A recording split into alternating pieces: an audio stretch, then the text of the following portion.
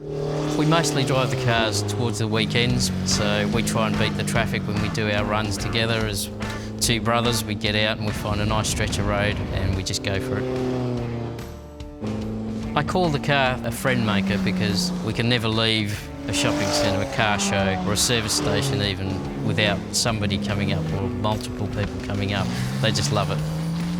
I love sharing the experience with my friends when I'm building a car or when a car's finished, driving them and just having fun with them.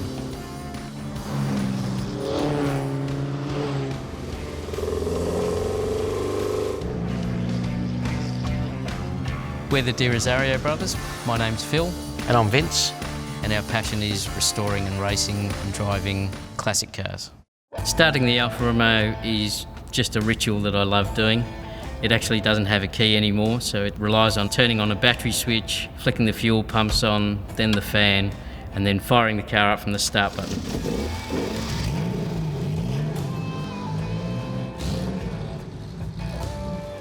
K Road in Werribee South is a long stretch of road where the market gardens are. Any new car acquisition that I'd acquired, or Vince, or any of our friends, the first thing that we'd do is jump in the car. We'd have to go around Werribee South, K Road, to see if the car handled right, braked right, and had lots of power.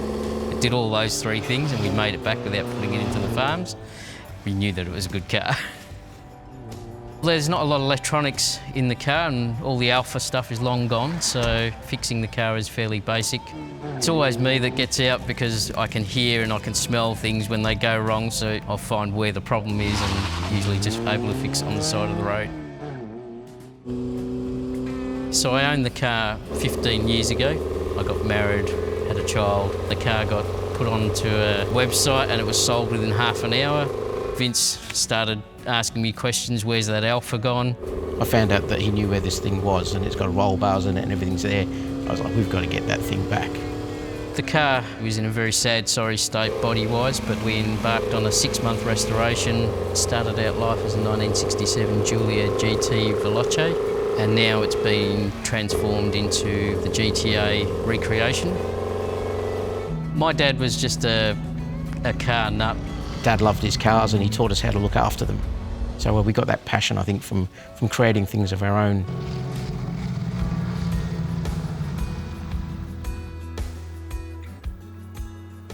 It's now a 2-litre with twin 45mm Webers, full race spec engine. Transmission is the standard 5-speed gearbox that they came with. The discs have been upgraded in terms of the braking.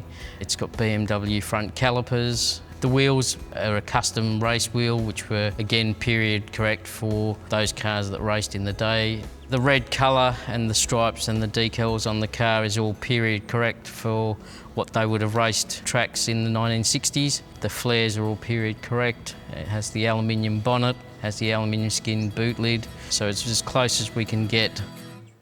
So there's nothing like driving with friends on the open roads with my brother in our cars through Deans Marsh and down towards the Great Ocean Road and up in the hills.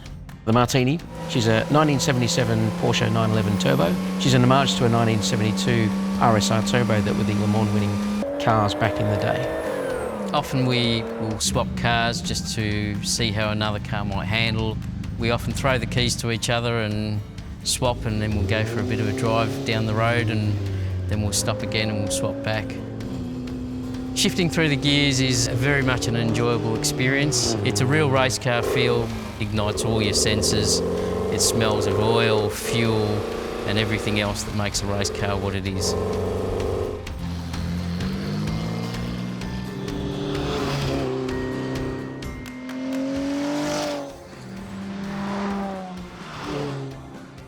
The thing that drives me is being able to create something. I see something that no one else will see in a car, and I love to see something come in, worn out, and be able to turn it into something beautiful, something that looks like a work of art. I think there's no better reward for me.